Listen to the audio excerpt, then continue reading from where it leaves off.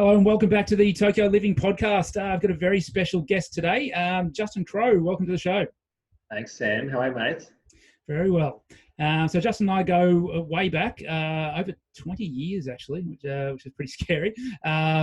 Justin's probably been one of the most successful people to come out of our cohort at uni, mainly through his roles in professional sport, but also a little bit in academia as well. Perhaps if you can just give the listeners a bit of a background of yourself and how you got to where you are, how you got to be stuck in a bubble in the Olympic Village in an Olympics in 2021 of all years. Yeah, thanks, Sam.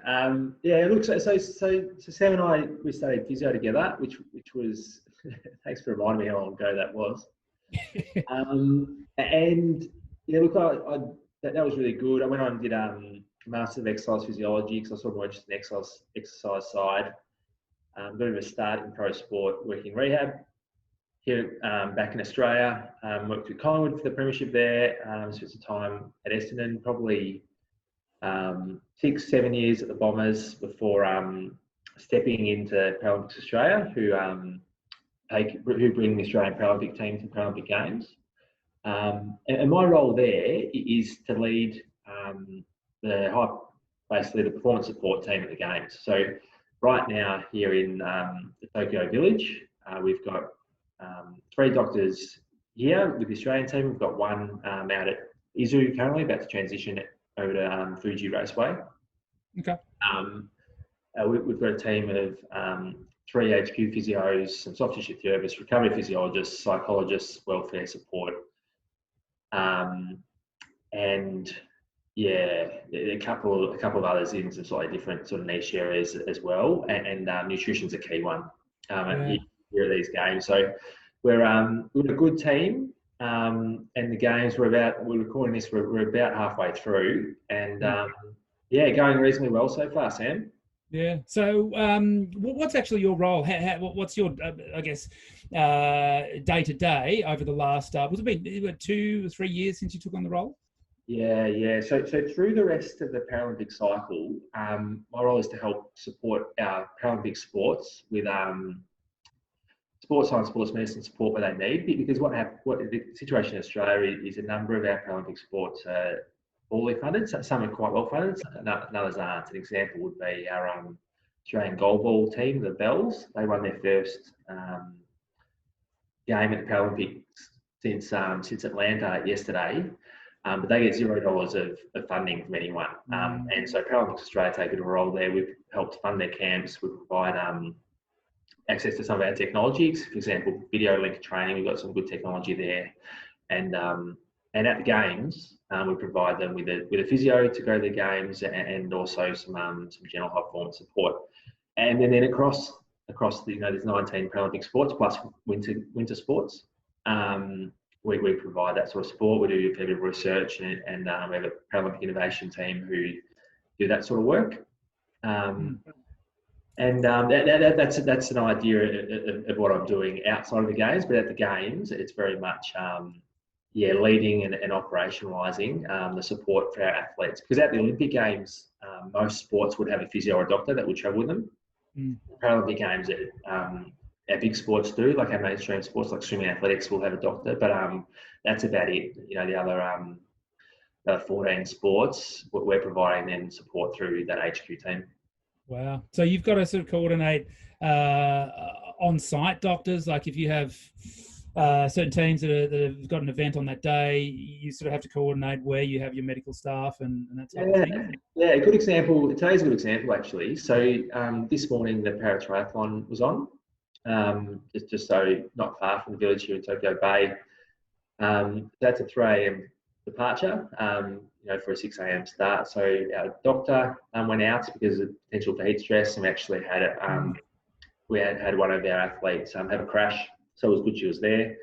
We had a recovery physiologist go because we're doing pre-cooling, and also some other strategies with those athletes. And then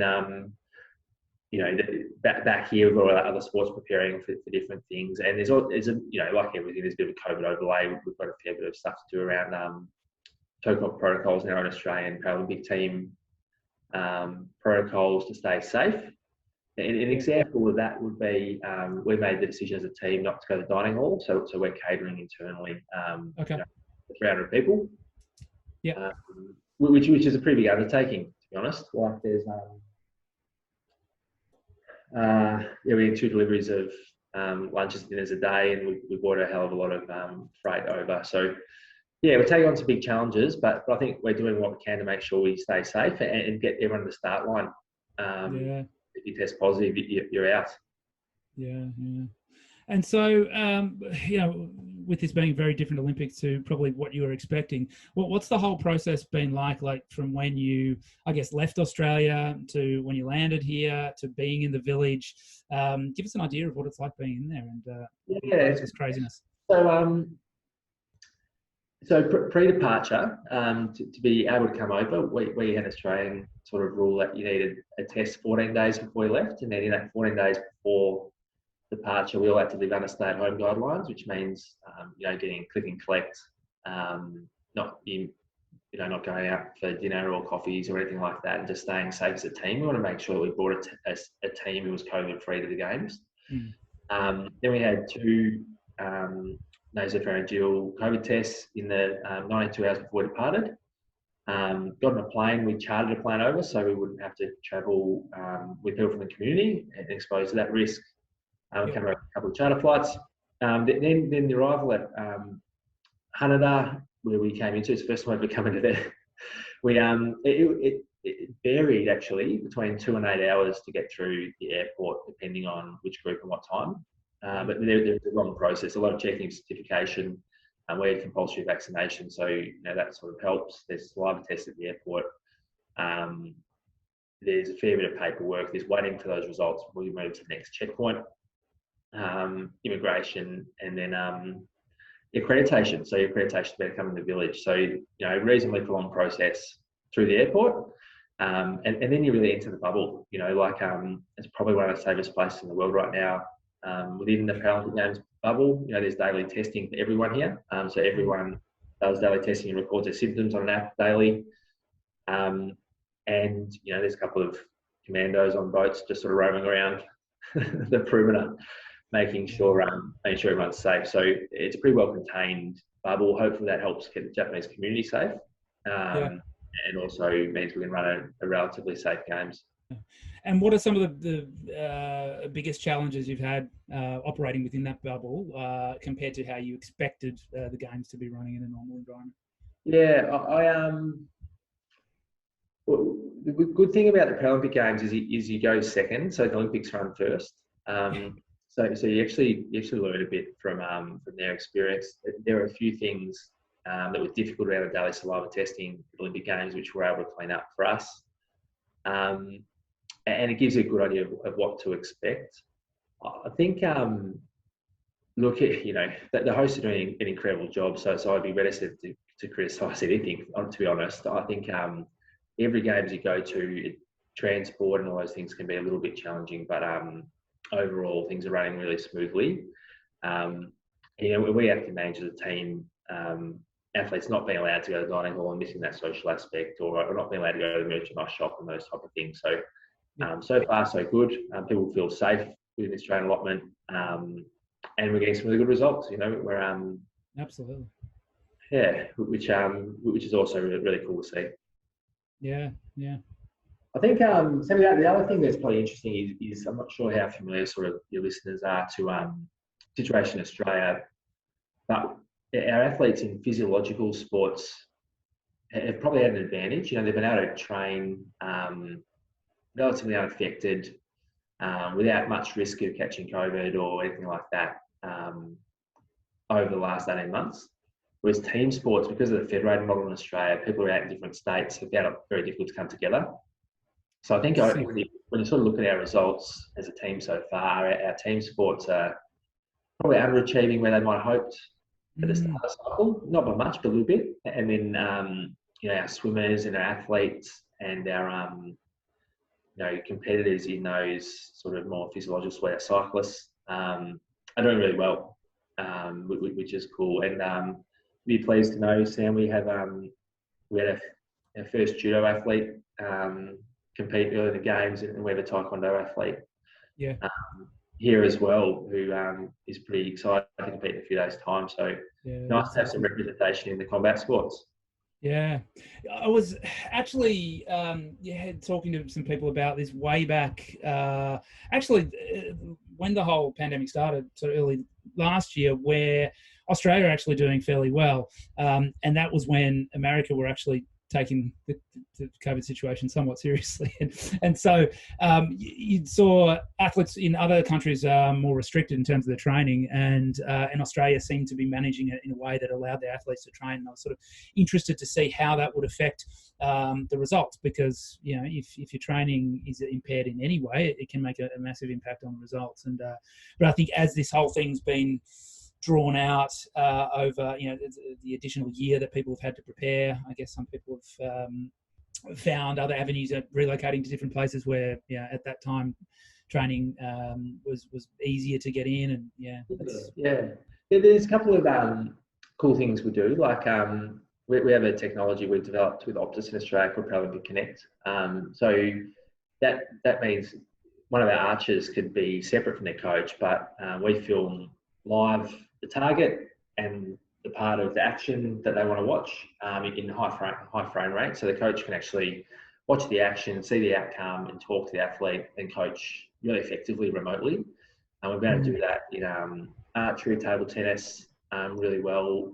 So despite different lockdowns and different situations, I think we've done a pretty good job of connecting coaches and athletes about to keep things ticking over. And look, to be honest, there's some programs like Paracanoe are all based on Gold Coast that has been largely unaffected by the pandemic, and they've just got on with it. So super excited to see what they can do come their competition in a couple of days' time. And have you had much chance to interact with the other teams? And I'm sure you know some of the medical and performance staff on other teams. Have you been able to interact at all? Or? We're going out of our way not to. So we are really very much taking a stick to our own allotment. There's a couple of people I know in US and Canada, we've had a couple of calls and that type of thing, but we take it pretty seriously. So we're just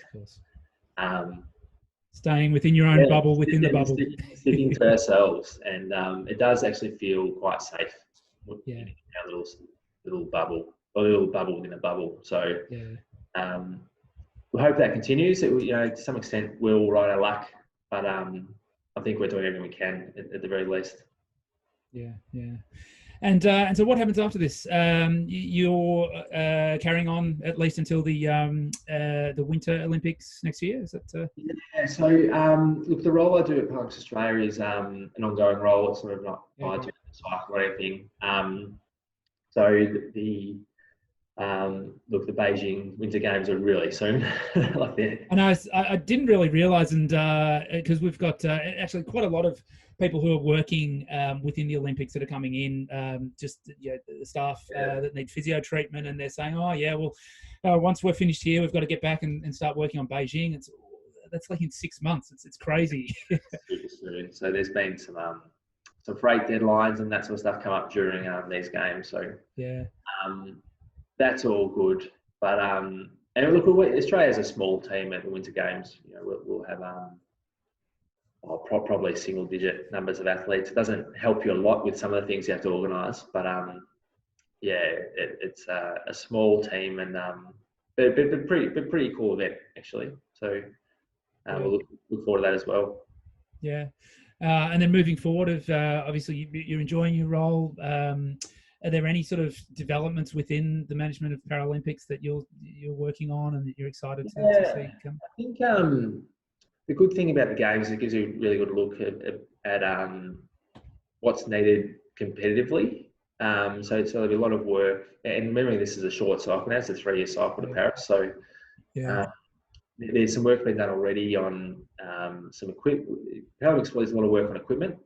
There's the advantage with adaptive equipment, 3D printed seating or grips and that type of thing. And I sort of think of an example of a cyclist with MS who in of her races gets quite fatigued, struggles to grip the handles. So we've been able to come up with experiment with different materials to improve for her sensors in a grip, and also 3D print them for her. So that's the type of project that is actually kind of cool. And I think Parasport probably leads able-bodied sport in the equipment space, around 3D printing and customization. So we're a lot of work in that space. We'll identify the potential around metals, and then invest and support things accordingly. So, but that will all happen, and is sort of underway already. But that'll have a revisit of that after these games for sure. Yeah, awesome. Well, thanks very much, Justin. I know you're sort of limited with time, and we really appreciate you jumping on for a quick chat today. Are you sort of posting any of your experiences in the village on social media if someone wants to follow you? Yeah, so I haven't been posting much of anything. I've barely been finding time to call the family. Yeah, but I'm at Crowe_Justin on Twitter. Yep. And I think I actually did post yesterday. I was so excited when our goalball team won a game. I was strapped for those girls because it was their third games. They'd never won a game. And they've worked really hard. They've been on a real journey to become more professional. And it's been really cool to go on that journey with them. So, there's a couple of sports. Just if people hear this or see this before in the games, check out boccia. It's just an incredible sport you can do with a quite severe level of impairment. Paracanoe is a cool sport. There's plenty of athletics to come. There's heaps of good stuff to watch. Swimming's about heading the relays tonight. So, I just hope everyone's got a chance to enjoy it. I know Japan had sold out Paralympic Games before before the decision not to have crowds. So the support here was going to be incredible, and we're just incredibly grateful to Tokyo for hosting, at such a difficult time. Well, it would have been nice to sort of catch up in person without here, but I know you've been out to Japan before. You like it here, and hopefully we'll see you out in person in the not too distant future. Yeah, no, I'm coming back for ramen as soon as I'm allowed. Sounds good. Thanks, Sam. All right. Okay, thanks for your time. Cheers, Justin. Bye.